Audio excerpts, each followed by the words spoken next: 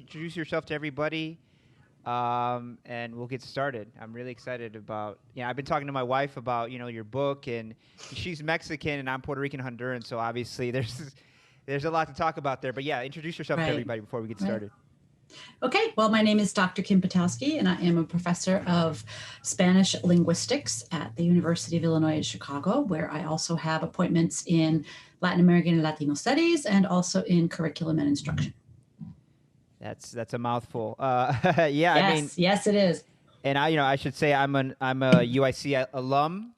That's right. Yes. I started at DePaul. I say that because you're working on a book right now with Professor Lourdes Torres. Yes. Lourdes Torres. At DePaul, right. She's chair of the Latino Studies department there, right?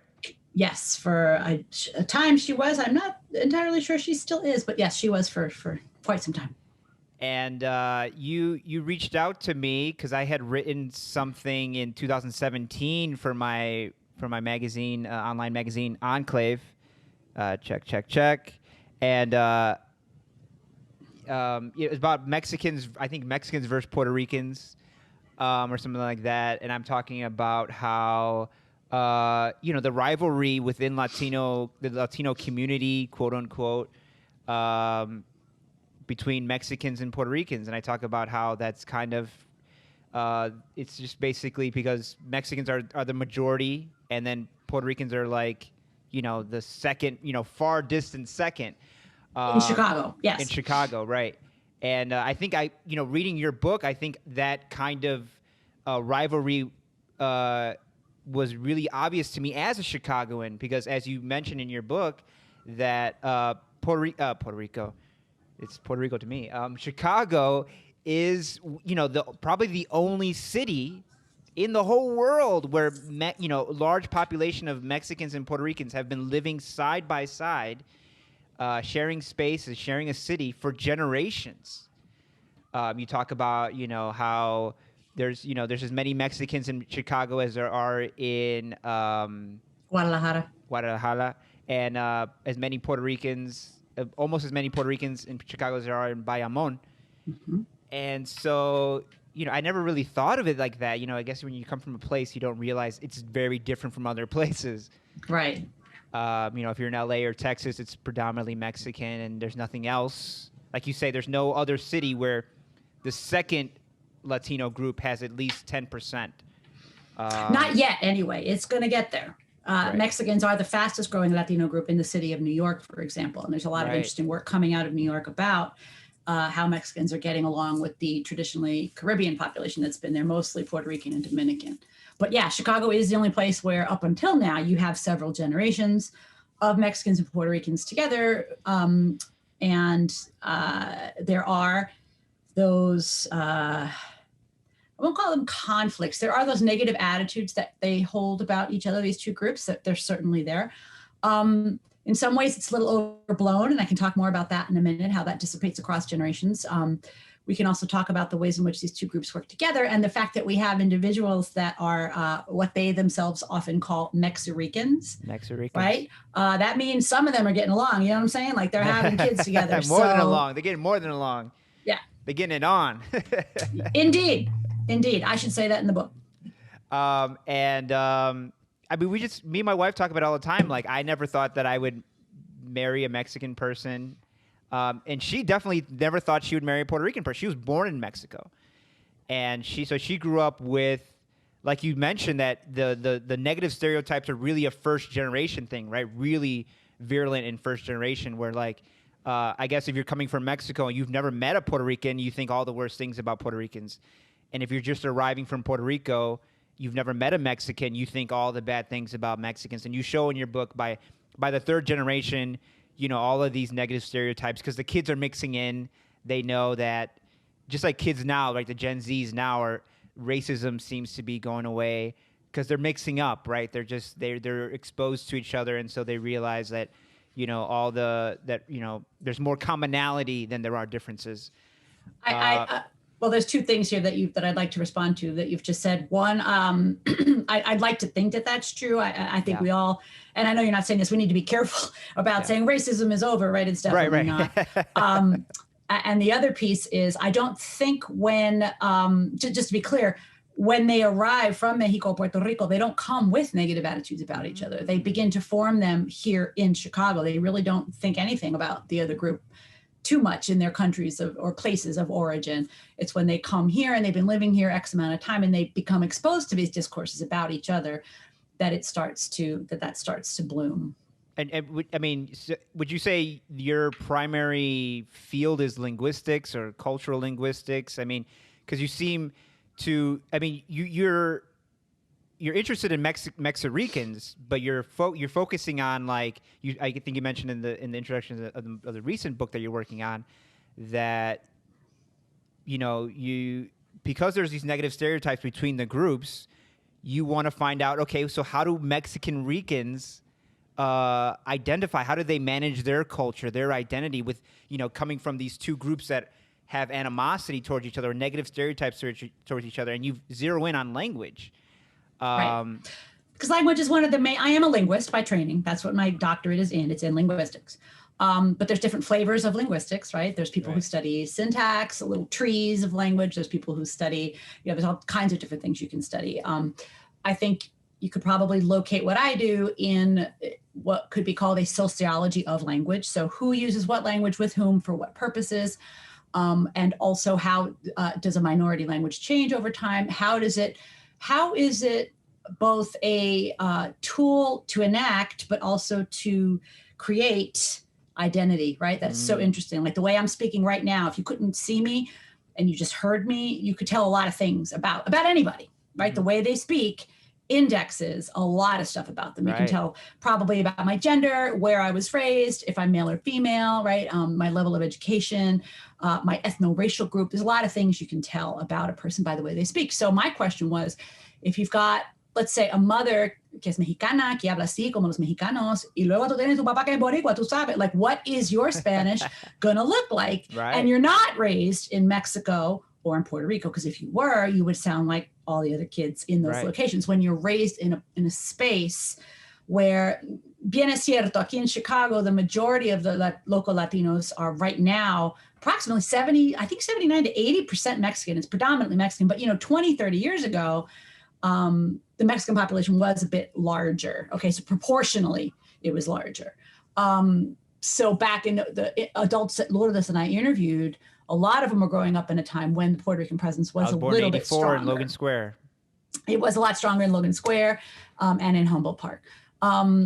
So that was the question from that first book that you mentioned, the MexiRican, the book that focused on MexiRicans, was about, like, so are you bidialectal? Can you go back and forth? Like the way Key and Peele can go back and forth between African-American English and sort of white mainstream U.S. English? Well, Dave Chappelle has that famous, he's talking to the late James Lipton in the Actors Studio interview, and he says every black person in America is bilingual.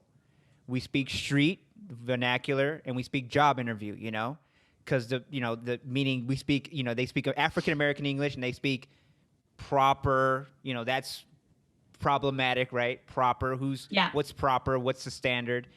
But he says, you need access. Certain times you need access, and the way you speak gives you access or denies you access. And to just add on to what Dave Chappelle said, because, and I think he would agree, he's not a linguist, right? If we were to get a little more into it linguistically, we would say the following. First of all, we could call it bidialectal, not really bilingual. That would mean two different languages, right? But that's splitting hairs. Also, different people, it's not yes or no. Different people have a different range of access to those codes, right? So Key and Peele in particular, I mention them a lot because what's fascinating to me about them is they were raised by one black parent, one white parent. So they have it from the time they're born, exposure to both varieties.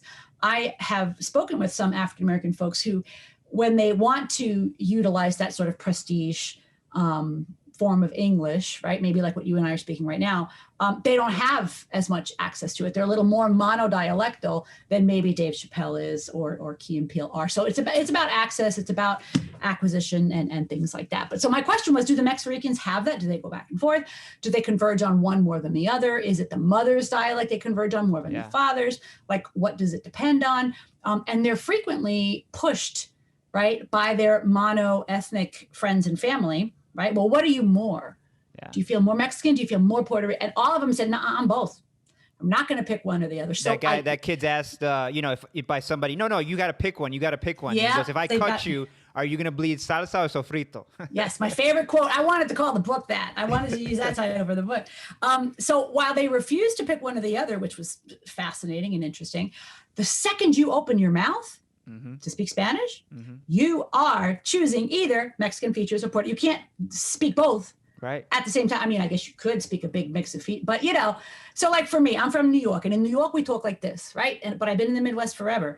I can't like do both at the same time. It's one or the other usually. So my question was, what is their Spanish going to look like? The majority of them in their interviews did stick to one or the other. And here's what I found, just to sum it up. It wasn't that you always sounded like whatever your mother was. That wasn't always the case. Yeah. But what was true, and I will say that this is a mother influence, a mother factor, all of the people, and I interviewed 71 MexiRicans, okay? All of them who sounded like straight up Boricua, like hardcore phonology of and lexicon, et cetera, of Puerto Ricans, all of them were raised by Puerto Rican women. Right. Either mother or their stepmother, right? That's right. Yeah. So it was necessary, but not sufficient. Because I say not sufficient because plenty of people were raised by Puerto Rican mothers, but did not have Puerto Rican sound in Spanish, right? So and that's because when you talk about how Puerto Rican, there's an understanding between Mexicans and Puerto Ricans that Mexican Spanish is the better Spanish, and that Puerto Rican Spanish is not. Even Puerto Ricans believe this, right? We've internalized it. Yes. And I twitch every time people say that because as a linguist, we know, right? Chocolate is not better than vanilla. Right. Fresa no es mejor que chocolate. All flavors of language are equally valid. But society says a diamond is more valuable than a sandstone, right? If you're a geologist, you don't think that. But in society, you do. No, and I was just talking to a Mexican about that this week. And she goes, no, but Mexican Spanish is, she goes, no, but Puerto Rican Spanish is worse. You guys aren't even pronouncing the words. I'm like, no, we're just pronouncing it differently. That's right. It's not worse, is American English, is the Queen's English better than American English? Most people think that too. To the English, yes, right? Most Americans British. think that too, though. Or is Spanish from Spain the best, Most people think yes. Right. And so, that has to do with, you're talking about racialization of who's speaking it. It's not the language itself that is good. It's the people who speak it who are the standard. Right. That's right. If you go to Mars, see, we just landed on Mars, right? Yeah. If we discover that there's Martians all over the planet. It wasn't red. I know. And they're all speaking Martian, right? We know that the way they speak Martian over here is going to be different from the way they speak it over there, right? We know there's going to be a lot of different varieties. If I want to know what's considered the standard variety of Martian, what I'm going to do is I'm going to hire a real estate agent. And I'm going to say, take me to the best Martian neighborhood, the most expensive one. And I'm going to listen to how those Martians speak. And guess what? That variety of Martian is going to be in the schools. It's going to be in the newspapers. It's going to be in the books. Right? Not because that variety is any better. So you nailed it. The variety of language, the status of a variety of language is none other than the status of the people who speak it, period. Right. Period. End of story. You have status, the way you speak has status. You don't have status, typically the way you speak doesn't have status. And people think, oh, I'm not racist, but they speak terribly. Guess what? Guess what? That's racist. And I was trying to explain to her that like in America, right? There's English you can tell somebody's from Portland, you can tell somebody's from Michigan, you can tell somebody's from New York, you can tell somebody's from Georgia. Now, which is the best English? There's no such best English, right? Now, imagine if America was as big as the Americas. Imagine what happened to the dialects. They would be so drastic, right? But it's all English, and that's what I'm trying to explain to her. That's what happened with Spanish in the Americas, right? Mexican Spanish is one thing and Puerto Rican Spanish is another thing. And it just has to do with geography, right? It's just separation and culture. And she goes, no, that you guys aren't even pronouncing it. I'm like, no, because Mexico's a country of 130 million people. And you guys are telling a country of 3 million people, oh, you guys, you must not be speaking the right language because most people speak this. We speak this. We speak it this way. And so you're not speaking it the proper way, but only from your perspective are we not speaking it the right way. Right. So a couple things there. Just because you're more numerous doesn't mean you're more correct.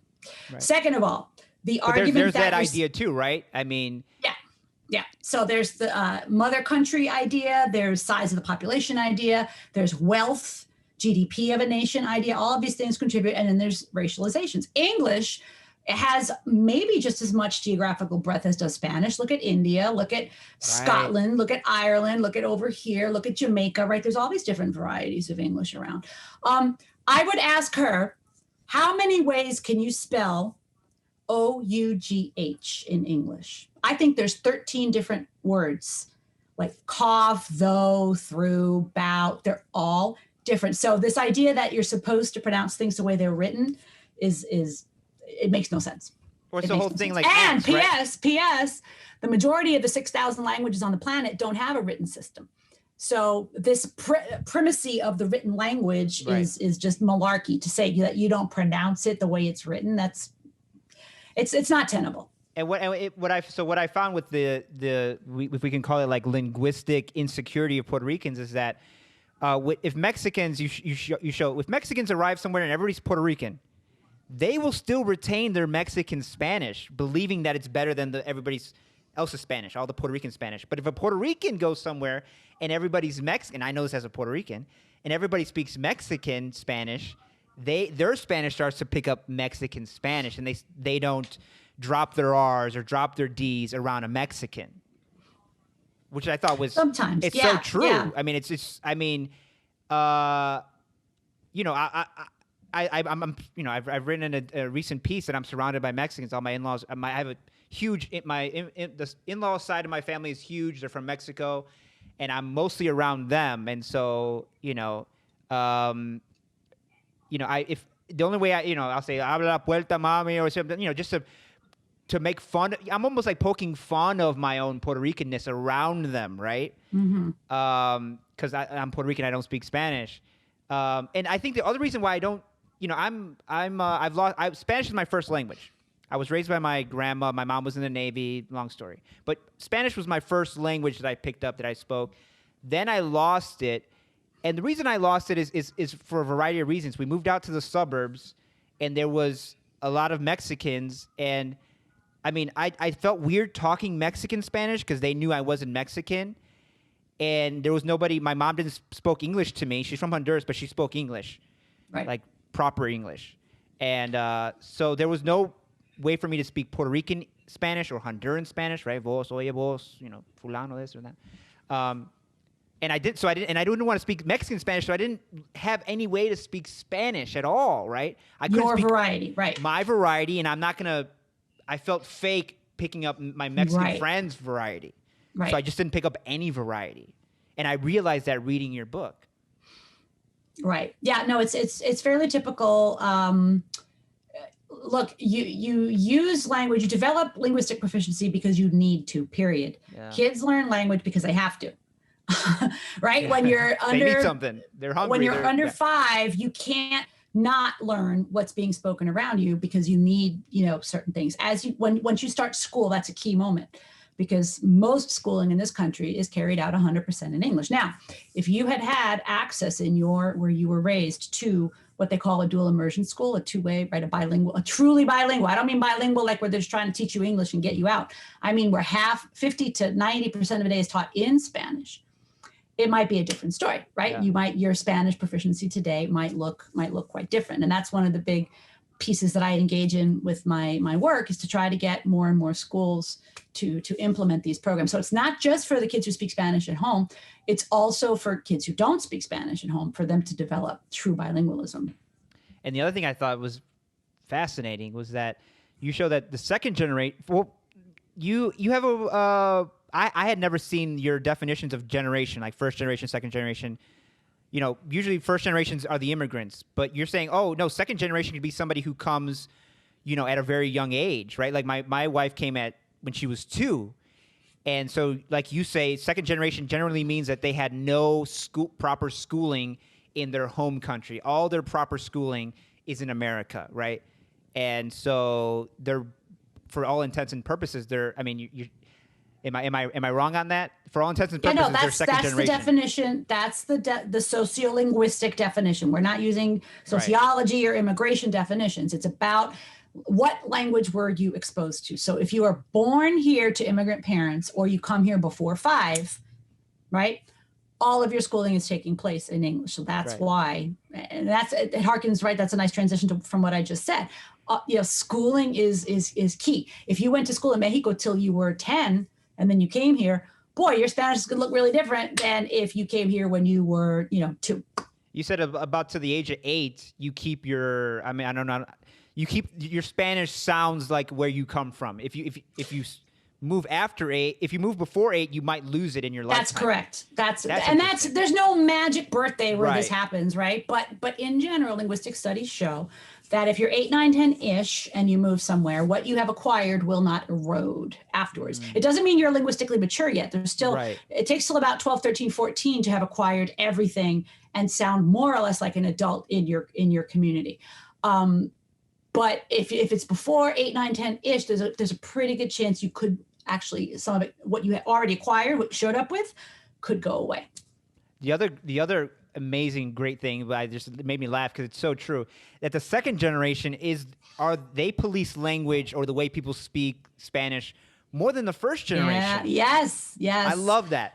And I hope the explanation made sense to you. I mean, it's what I proposed. I mean, they're insecure. You can't prove this, right? Right. First generation says, you know what, everybody talks how they talk. I ain't going to worry about it because that's fine. You might have a personal opinion that I don't like the way that sounds, but they don't say it's wrong. Whereas the second generation, I think, is so, their parents expect them to sound like them, but how can I? I'm raised here, right? So they do get a little more critical. Whereas the third generation is like, man, if you speak any Spanish at all, hats off to you. And so I'm not going to criticize the way it sounds. I mean, there are exceptions, but those were the trends. Right. Or you say in the third generation, by the third generation, speaking Spanish has nothing to do, is not tied to Latino identity anymore. They say it is. They will say that it's important. Every single one of them said, yes, it's important. But they don't speak it. but even they, and those who don't, they wish they did, yeah, so it's not like it's not important, but it's not key. It's not required. So some people, let me give you an example. Some people you'll say, is it important to know Spanish to be Latino? Yes. Yeah, you have to know Spanish to be Latino, they would say. And I would say, okay, ¿tú tienes algún primo, algún sobrino, alguien que no hable nada de español? And they'll say yes. And I go, okay, so esa persona es menos hispano, menos Latino que tú. And then they would, you know what? No, they were not willing to say that those family members were not as Latino as they were. So once they thought about it, they realized that it wasn't linked. But it was so interesting that their first response was to say yes. And do you know, like, is the history of that? Like, was there any like similarities with like Italian immigrants? Was the third generation expected to speak Italian, and if they weren't real Italian, or was it like, no, we're in America now, we're going to speak English, and if you don't, you can kind of hold on to Italian, but if you don't, that's okay. But it seems like with Latinos, like I guess it's because the way the relationship between America and Latin America, that it's like we need to defend ourselves from American culture and hold on to our Latino culture and hold on to every bit of it. And if you don't, then you were defeated. You lost. You didn't fight enough to hold on to your culture. Well, I think there's at least two things happening. One is, as you're describing, the relationship between Latin America vis-a-vis the United States. But I also think that's more recent. I think if you look at folks who came from Latin America in the 50s, right, or even earlier than that, I think you had a lot more assimilationist ideology. So my bisabuelos, they came from Lithuania, right, in the early 1900s. And so my grandma, my nanny and papa, when they met in Brooklyn, they knew Lithuanian. So they were second generation. Their parents spoke Lithuanian. They were raised with Lithuanian in the home, but the English was a lot stronger. So I asked them, I remember like asking my nanny, like, why didn't you speak Lithuanian to dad and to my brothers and stuff? And she said, you just did not do that in Brooklyn in the 50s. Like, you just spoke English, end of story. Now, things have changed. And now you have people in Brooklyn hiring nannies from China to speak Chinese to their kids so that they can become bilingual, right? And that's a whole capitalist thing that we can, that's a separate issue too, as far as trying to get linguistic capital and not for ethno-identifying reasons. But I guess my point here is that I think we've gotten a little more positive That's true. as a nation about linguistic diversity, but at the same time, it seems like every month something else crops up in the news about so-and-so got yelled at, so-and-so, the bullying, the public linguistic bullying, which sometimes leads to physical violence for people who are speaking non-English languages in public. And do you know, Hector, what % of the United States is monolingual in English? They say that they only speak English. What's the percentage? It's 80. 80. It's very high. We are a very monolingual nation, and we like it that way, right? You get these people all mad because they had to listen to, si quiere escuchar español o prima dos. They get all mad about that, right? But that's like the G2 second generation insecurity, right? They're monolingual, and so they hear another language and they have no idea what's being spoken, and so they don't want to hear it. But that's just their own ignorance of the language. Right, you know what I mean? But it's not just G2. I think it's all kinds of, a monolingual ideology, United Statesian thinks that way, regardless of, maybe it stems from their insecurity that they don't know what's being said, but their country's being taken over. But I don't think it's as much as their proficiency, right. in the language or their ethnic identity or anything like that. They just, they don't appreciate that kind of diversity. They don't imagine that people can be bilingual. They feel like, if you speak Arabic and English, no, that's not, where are your loyalties really? Like, it's not enough that you learned English. Well, the loyalties is good because you the thing you point out in your book too, I mean, there's so much in this book. I mean, what's the title of the book again? I mean, I've been calling it the MexiRican book. That's what I call it, the MexiRican book. The MexiRican book, because it's so, I mean, there's, as a Latino, especially if you're from Chicago, but just as a Latino in general, I mean, it's just so interesting. The other thing, I mean, I've rattled off so many examples that are so interesting, but one of them is that, you could not look like some, whatever identity group, say you're Mexican, you could not look Mexican at all. But if you speak Spanish like a Mexican, like Mexican, that you're accepted. Mm-hmm. Now, if you look Mexican, lookism, right? You talk about lookism. If you look Mexican or whatever, but you don't speak Mexican, you don't speak Spanish the way a Mexican should, mm-hmm. quote unquote, then you're not accepted. Like you talk about how you're from Long Island. Mm-hmm. And that, when you go back, you've been out of Long Island since, however long you've been in Chicago. 87. And so when you go back to Long Island and you try to slip into your Long Island accent, people are like, where are you from? And you go, I'm from Long Island. And you're like, no, you're not. No, you're not. And language gives you access to your own identity groups. That's right. That's right. So it's one of the major things we use to perform our identities. When people use the word perform, they don't mean that you're being fake and that you're acting and that you're fronting. No, perform is used in a social science or humanities, I guess, sense to mean, right? So you're wearing certain clothing here today, right? Yeah. You've got your hair, tu estás pelón, right? You've got a certain watch on. All these things are performing aspects of who Hector Alamo is, right? We all do this every day. We can't help it. Right? Yep. There you go. And our language is one of those. Now, what's interesting about language is we can, to some extent, control it, but not. Right. So I can put on this watch or that watch. I can choose. But my language, it's a lot harder. You know what I'm saying? Like a lot of it is more fixed, and you can't change it as much as you might like. And so this is important when people say, "Oh, these people who come here, they have this accent or they speak this way." It's like, do they think that language is learned by osmosis? Right. Like, some things are there and they're set by the time you're 4 and you're not changing them.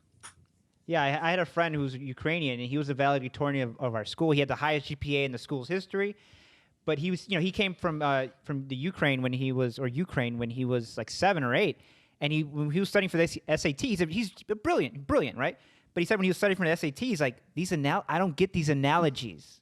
Like, I'm smart, I read a lot, but I don't get these analogies, like, to my core. Yeah. And which is interesting because you often hear, like, Black and Latino people complain about standardized testing, but if you're not from the culture, you're not going to get it, right? Yeah.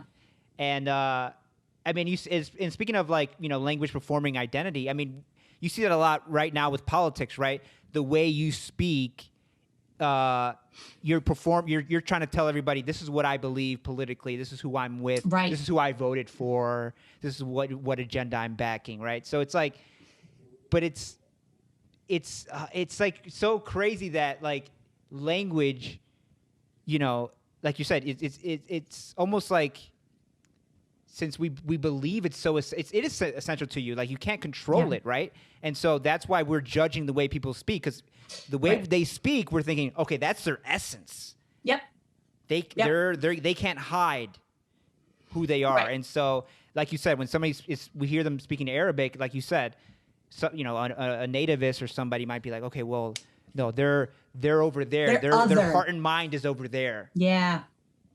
And I mean, was there anything interesting that, you know, when you talked to, like you said, you talked to 71 MexiRicans, and I thought that, you know, Chicago's a special place, man, because it's like, is it better for you as a sociologist, because it's so, you know, so segregated, right? And it's so, there's these groups there, so it's very easy. Everything's in great relief, right? What's happening, how they're mixing. It's in great relief, where it's not like that in New York. It's not like that in any other city, where you have black people here and you have Mexicans in Pilsen and La Villita, and you have Puerto Ricans. The other thing I didn't know, you know, I'm from Logan Square, Humboldt Park. There is no majority Puerto Rican neighborhood since 2000. Humboldt Park is majority Latino, as far as Latino population, it's majority Mexican. Logan Square is majority Mexican. I'm sure there's Hondurans, Puerto Ricans in Humboldt Park today who will not know that. And I wonder why that is. I mean, I get the sense that, you know, it's almost like turf. Like everybody knows, you know, you put up those big flags on Paseo Boricua, this is Puerto Rican. Even though, you know, the neighborhood's 20% Puerto Rican, it's a Puerto Rican neighborhood. And like, I guess the Mexican people, and even Honduran, my family's Honduran. So they moved. I guess I should tell you some of my story, because maybe you might be interested. Maybe you won't. You can stop me. My grandma arrived in Logan Square, Humboldt Park in 69. My mom was 7 when she arrived in 72. And they were the only Hondurans, really, right? And it was a Humboldt Park. So my mom she can speak Spanish with a Honduran accent, but she mostly speaks with a Puerto Rican accent. And she's the middle child. There's 3 sisters. The youngest sister speaks with a pure Puerto Rican accent. My mom and my younger aunt, they both married and had kids with Puerto Ricans.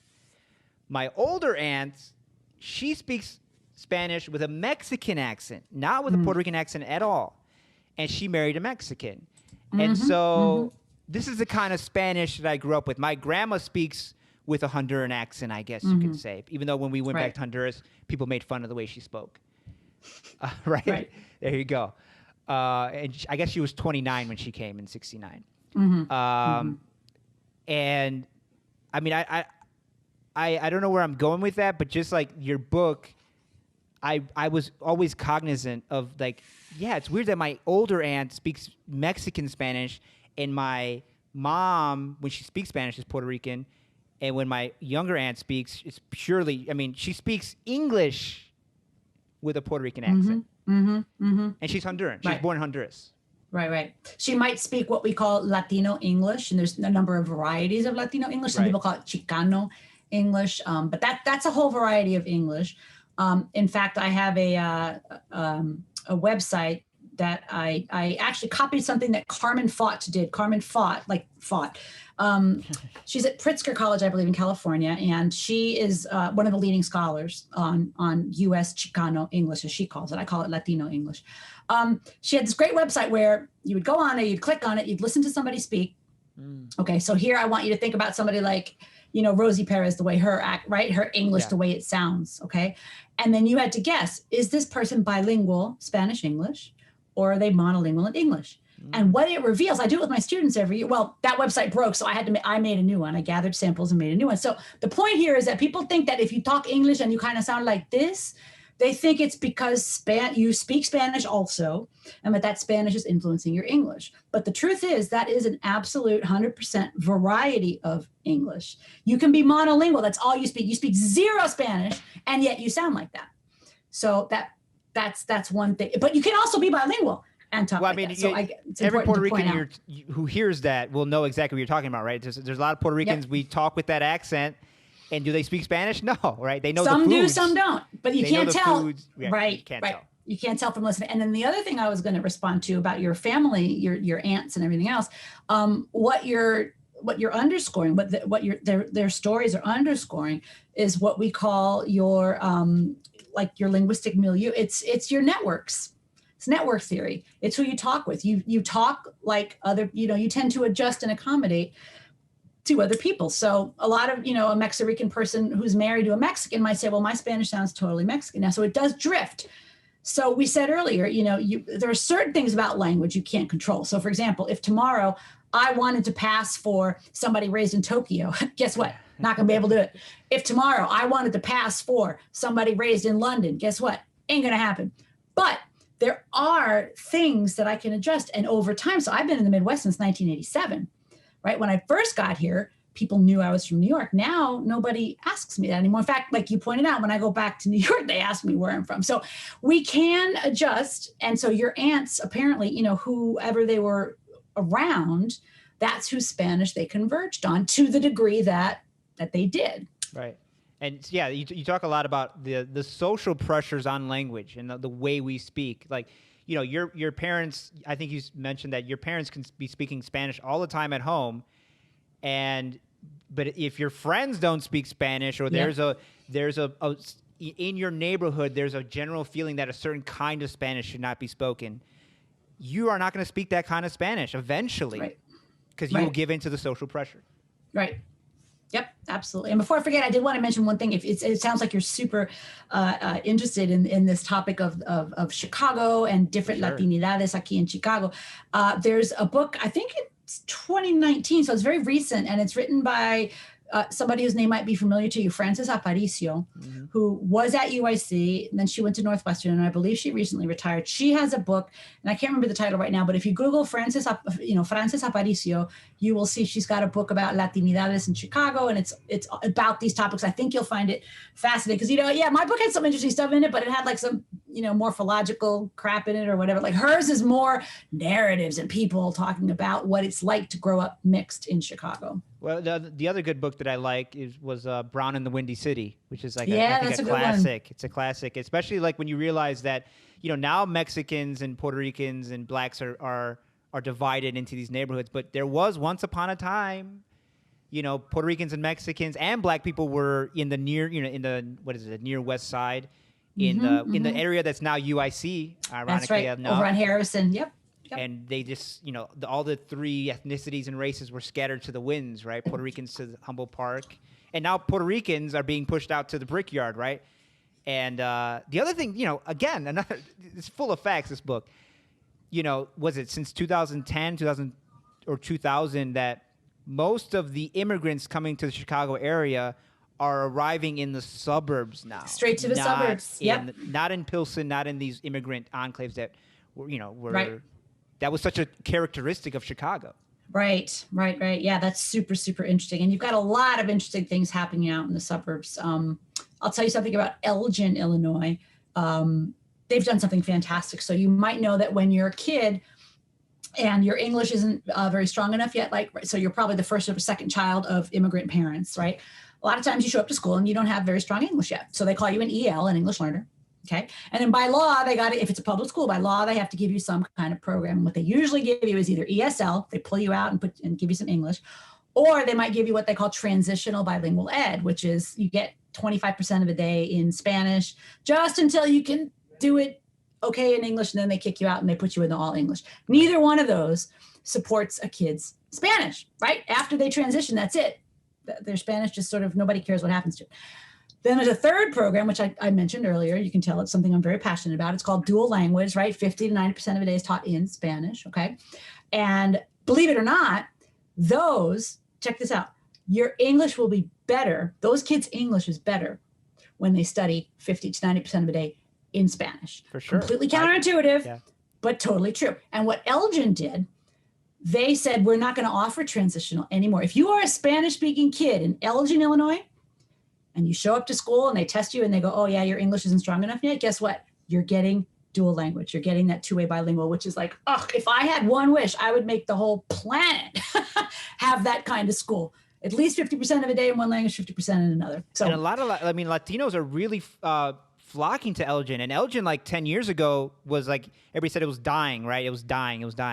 And Latinos are really, whenever you hear, I have a friend out there. He's a Latino, and he's opening up like a jujitsu gym. Wow. So it's I guess because it's so expensive to live in the city, right? That if you're an immigrant, you're not going to land in Pilsen where there's these $1 million condos and stuff like that. Yes.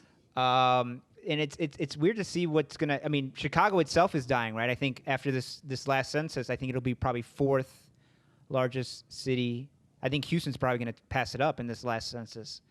I think it did, but I don't think that means it's dying. I think we did have we had a reduction in our population, but I wouldn't go as far as to say that it's dying. Just because Houston's growing more quickly doesn't mean we're dying.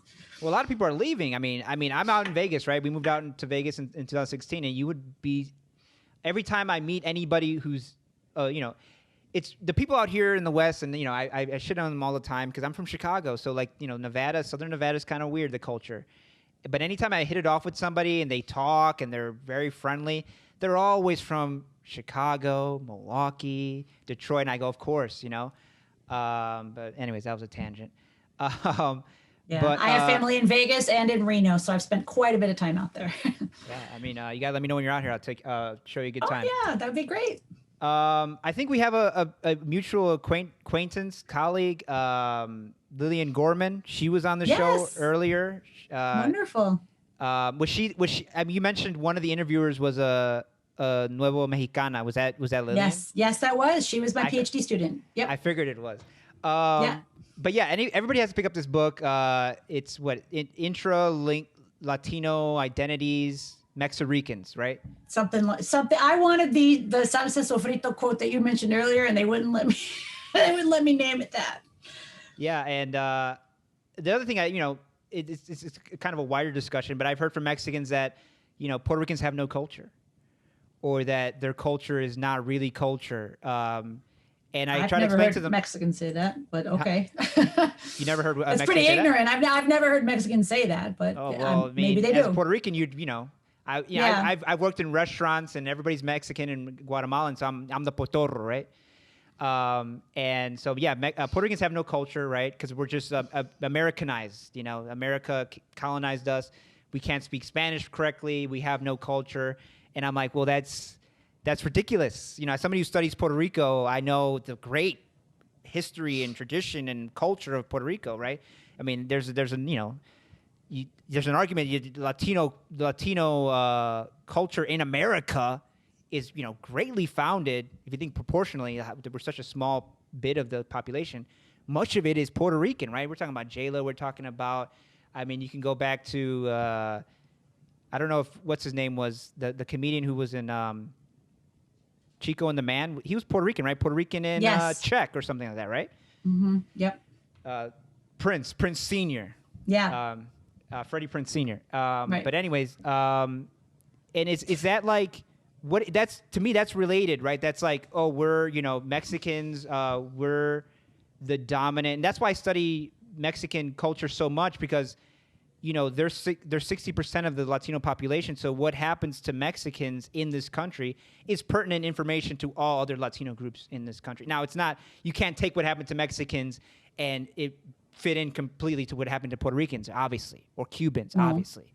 Right. But non-Latino Americans, because non-Latino Americans, because Mexicans are 60% of the Latino population, everybody's Mexican. Right. Well, and it's not just 63% is the national average, but if you look at the largest cities, all of them are like 80 to 90 or more % Mexican, right? It's rare to find a city. No city is that I know of 60% Mexican, like the country is. But most places where you would actually live, it's like 90% Mexican, right? Yeah. With the exception of, Miami, New York, and Chicago, right? And it's true. Here in Chicago, I teach a course on language policy and cultural identity, usually once a year. And we have a field trip and we go to Paseo Boricua. And Eduardo Arocho gives us the tour. And I've been on it a billion times. And every time I learn something new, he is just shout out to him because he's fantastic, Eduardo Arocho. And then we go and we eat at La Bruquena. We go hang out with Zoraida, who's also a UIC alum. And for a lot of folks, so I get a mix of students in there. A lot of them are international graduate students from Mexico or España or wherever. And for them, it's like, wow, okay, Puerto Rican stuff. How cool.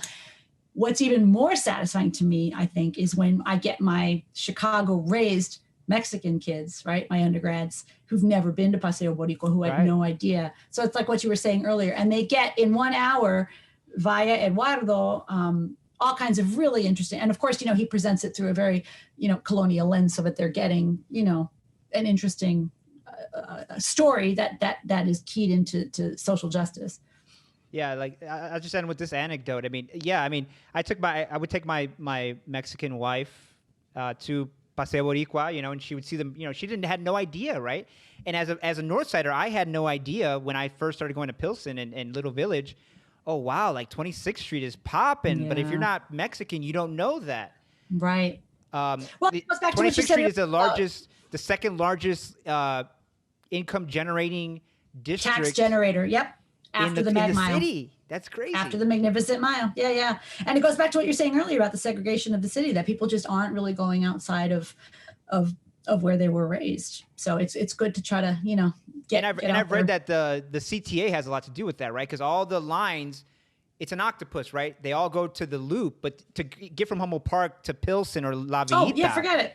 Well, you got to take the bus. Take the bus, but that's like an hour. Yeah. But then I'll end on this anecdote, because just being, I've been called a Puerto Rican because I've adopted so much Mexican culture. But my wife said, for years when we were dating, and then after we got married, she was like, the back of her mind, she was waiting for me to hit her. She's like, it's coming.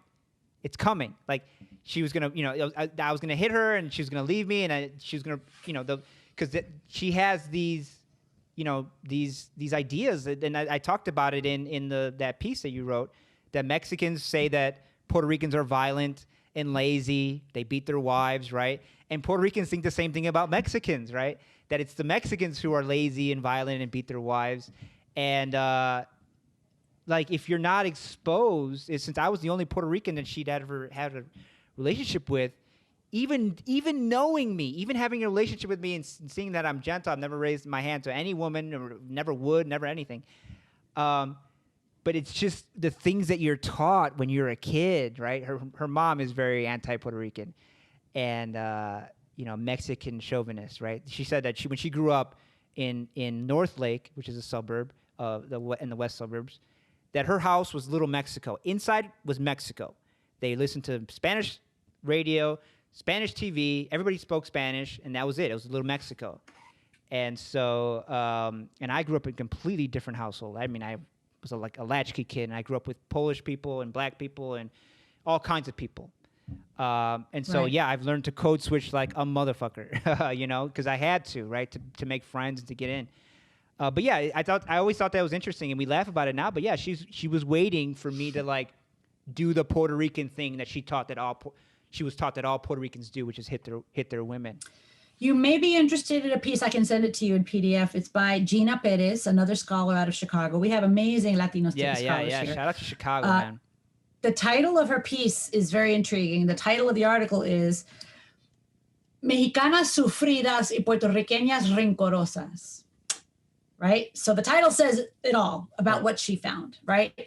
These very, very strong gendered discourses that Mexican women held about Puerto Rican women and that Puerto Rican women held about Mexican women as far as their family orientedness, whether they went to church, the use of Spanish, knowledge of their rights. So basically, en resumidas cuentas, the Puerto Ricans saw the Mexicans as muy sumisas. They let their men hit them, speaking of this violence piece that was there. They don't know their rights. They stick with them. They're all, And then the Mexican women said about the Puertorriqueñas, ellas son rigorosas. They'll just cut the man and leave him when he hits her. They don't go to church. They don't speak Spanish, right? So that's very interesting. And it came up over and over again in the MexiRican book as well. Yeah. Yeah. I mean, my Mexican friends will always tell me a joke like, what did the Puerto Ricans say to the potato? I'll cut you, papa. These are just jokes that they, and that they're jokes. I like to joke, but like if you're a Mexican and you're telling those jokes and you've never met or you have no real relationship with a Puerto Rican, right. you think that's real. You think that every Puerto Rican carries a switchblade, right, and hits their women and wears a wife beater. But thank you so much for coming on. It's been a real pleasure. Let everybody know where the book that you're working on is that really coming out this year? That should be coming out. We just finished the manuscript. We're sending it to Oxford University Press. Mira. Just because, well, you know, there are certain publishers that work with the kind of linguistic texts that we, you know, that we want other linguists to read. Yeah. So yeah, hopefully it's got probably, I think it's just called Spanish in Chicago. And I will say this, we've hired a Latino graphic designer who's designing the cover for us. And I really wanted it to have the Chicago flag in some way. So each of the 4 stars representing those 4 historic moments in Chicago is going to have, like, one's going to say El Español, one's going to say Paseo Boricua, right? There's going to be these different elements in it. So the cover's going to be cool. It's going to be dope. And hopefully the book will be of interest too. There's a couple of very linguistic-ish chapters that, you know, people could skim, but then there's going to be the chapter I'm super excited about is, how can you keep Spanish? If you want to keep Spanish alive in your family, what are some suggestions for doing it? A lot of people think, you know, because they speak Spanish, that their future kids are going to know it too. But I'm here to tell you, it is not easy. You are going to swim against the tide. If you know English and you want to raise a bilingual child in this country, you better get ready. You better prepare, and you better have a plan, because it is not easy. So you can do it. You're just going to have to work for it. Don't just assume que porque tú lo aprendiste con tus papás, que tus hijos también lo van a aprender. As soon as you know any English as a parent, it's going to be tough. So just prepare yourself. When you grow up, you speak the way your friends at school spoke, right? That's the general rule? Although if you were at home and all your parents spoke was Spanish, then you end up being bilingual. That's why most G2, second generation kids, do end up bilingual. But the G3s, the grandchildren of the people who immigrated, unless they had a lot of contact with that grandparent, very frequently you get a lot of third generation folks who cannot speak it. They cannot speak it. Yeah, and it's all over. It's all over in our interviews. These people who say, yeah, no, mi hijo no lo habla, mi primo no lo habla, like, just loss everywhere you look. The third generation, the grandchild of immigrants who speak Spanish and is willing to give you an interview in an hour in Spanish, even if they switch back and forth, and that doesn't matter, right? But they se sienten cómodos. You know, si tú les dices, habla conmigo una hora en español, and they go, okay, that is rare. That is rare. Most of them will say, I don't feel comfortable doing that. So the language is being lost. Fire alarm. That's what this book is trying to be, is a fire alarm. It is being lost. And if the community itself, right, wants to keep it around, then there are certain things that they can do. There's also another thing, and I guess we'll end on this. Like, my wife has mentioned that you know, there's, and you see it, like, there's people who are Spanish dominant. They're usually G1, right? Yeah. As a G2 person, you know, I go to speak English to them, and say they're at the counter, they're behind the counter, or there's something, right? And I speak English, and they get offended. Or, like, you know, this happened with my wife, where she was, you know, in an argument with her aunt, and she was speaking English to her aunt. Her aunt is Spanish dominant, but she's speaking English and telling her off, right? They're in an argument. And, you know, her aunt goes, and I can't say it in Spanish. You know, I could say it in Spanish, but I'm going to butcher it. She goes, what, and you can't talk to me in Spanish? You can't talk to me in Spanish? Like, because there's something, like, as a G1 person, English is the language of power and class and success. And so we think, you know, we've talked about it, that her aunt saying, you can't talk to me in Spanish, that there's, like, this insecurity of, like, and I don't even know where I'm going with that, but there's an insecurity of, like, when an English dominant Latino talks to a Spanish dominant Latino, the Spanish dominant Latino feels offended and under attack. Sometimes. I mean, that's not a rule, obviously, but I mean, I think at least in the anecdote of an aunt and a niece arguing, it could be the case. What I would, you know, put forth is that perhaps what the aunt is intimating there is that you are moving yourself away from me. Now, it's probably the case that your wife feels more comfortable when we argue, when we're getting worked up. I don't want to think about if I'm saying it, you know, correctly or not. I want to express myself, so I'm going to use the language I can do that best in. And so if that happens to be English for one person, but then the other person it's Spanish, they might feel a bit betrayed that person is not, like, se está alejando todavía más, right? So that it might be something along those lines. But yeah, if your proficiency is not there, you know, I'm not sure everybody sort of gets offended. I have seen people, say, oh, well, why don't you know Spanish? In fact, I don't know if you saw it. It was circulating all over my social media. Some TV, maybe it was Caso Cerrado. What show is it? One of these shows, and this lady just went off on this young girl who said, her name was Luna, but she wanted to call herself Moon. She had trouble speaking Spanish. She had trouble speaking, and this lady was yelling at her, pero tú me vas a hablar español, like bullying her. Right. So no kind of, and we started earlier in this interview talking about the bullying that happened. So it's like, you're damned if you do and you're damned if you don't. If I speak Spanish, I get bullied by the English only people. And then if I don't speak Spanish, I get bullied by my own community. So it's like, it's this double bind that can sometimes That's what happened to me. Like my Spanish started to struggle and I was getting laughed at by everybody, Yeah. And so I was like, forget it. Damned if you do, damned if you don't. Forget it. I'll speak English. And I'll speak. And yes, Hector, you're the poster child for something that we say in the book quite a bit. No se burlen de los jóvenes. Do not make fun of young people for their efforts. You think you're being funny. You think you're being jocular. Ay, mira, habla como gringo. It's not funny. That shit ain't funny. What you need to do is encourage the young people to speak Spanish and praise them for speaking Spanish and put them in situations where they can develop their Spanish. Otherwise, they're going to say, like you said, why bother? Yeah. Why should I be mocked? Right. Why should I be mocked? Well, I'm going to be mocked anyway, right? For being an English dominant Latino. So, but it's easier for me to be an English dominant Latino and be laughed at than to try to learn Spanish and still be laughed at, right? It's just extra, discomfort. Right. But thank you so much. It was such a great conversation. I look forward to the book. Let me know when it's out. I'm going to, get it as soon as it comes out. I want to read it. The thing I like about, like you said, you're linguists, and so you're going into you go deep into like the whole processes and the methodology, and as for somebody I'm not in that field, but if you to the readers out there, it's the great thing about it is that you go in and out, right? You go in, your book's constantly diving into the data and how the experiments there and the interviews and all the data. But then you give bird's eye views of, okay, this is what the data means at a broader level. And it helps you understand the broader view by getting those deep dives. So I really appreciate it. It's important to me as a white person. I'm not part of the Latino community at all. It's important to me to not be guilty of what they call data rating, where you go in, collect a bunch of data from a community, you go publish it for your own career, for your own benefit. And what did that community get out of it? So it's important to me to check in with the people that I speak with, check in with those communities to see, how can this be of use to you? Right. What do you want to know? What can, and that's why I came across your piece, which I thought was so wonderful. In fact, we quote it twice in the new book. How can this help people? No one's running around saying you have to keep Spanish, you have to do this, or you have to do that.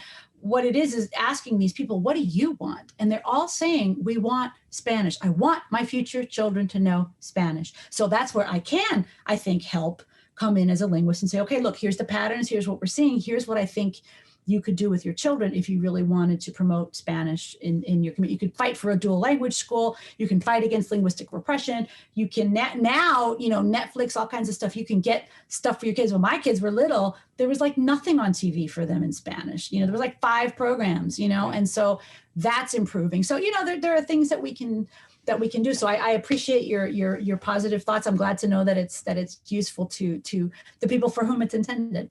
Oh, for sure. And I recommend everybody listening, watching to go get your book. You've written a lot on this subject because you quote past studies that you've done and other things. So I got to check that out. Thank you so much for coming on. Thank you. Hope you're staying warm out there in Chicago. I mean, oh my God, if you could see how much snow there is. Oh my God. I haven't stepped in snow since I've been in Vegas. So it's been 4 years. But well, I know you miss it, but it's here whenever you want to come and check it out. a snow check, rain check.